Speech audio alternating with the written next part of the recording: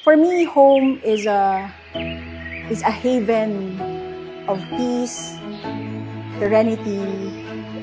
It's a place na where there is love, pwedeng filled of happiness. Pwede ring makaramdam ka ng lungkot. But at the same time, you know na there are people around you na kahit anong mangyari, will be with you. Okay? Even sa pinaka-lowest point of your life. For me, that's home. Welcome home! Alam niyo ba, kwento ko na rin, itong lupa na to, itong lugar ng punasan yung bahay namin, nung nagbabas pa lang kami at dumadaan kami sa Torbina, every time na nakikita namin itong lugar na to, tinuturo namin yung bahay doon.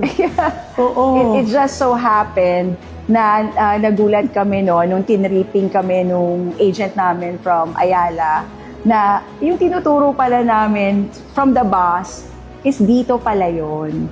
Kasi talaga ang question namin noon is how does it feel to live there on top of the mountain? So ako kasi I'm so fascinated with mountains talaga, with nature. Sino mag-aakala na titira kami sa ganito? Sino mag-aakala na magkakaroon ako ng ganitong toy room? Sino mag-aakala na nandito kami ngayon? Nangarap lang kami dati. For me, AGG is a gift from God. You just need to do the business right because may sistema na yung negosyo. Pag ginawa mo naman talaga yung tama yung negosyo, sinipagan mo dito sa business na to, definitely ire-reward ka din talaga. Ang importante, mangarap. Mangarap, ng mangarap, ng mangarap. Kahit anong pinagdadaanan natin araw-araw, dapat yung pangarap natin tuloy-tuloy. Sa akin, ang home, ito yung lugar na mapipil mo yung love. At saka ito yung lugar na pwede kang umiyak.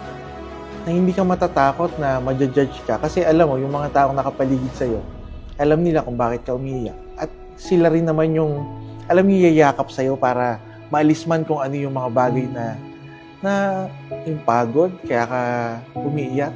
Yung ganun. Home sa akin, kung saan malalabas yung natural. Kasi alam mo na, naiintindihan ka nila. Ang AGG kasi naging home ko na for 19 years.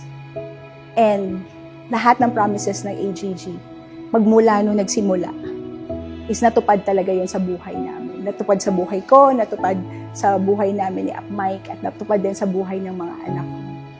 AGG gave me a beautiful home. Hindi ito mangyayari without AGG. Kaya ako, para sa akin,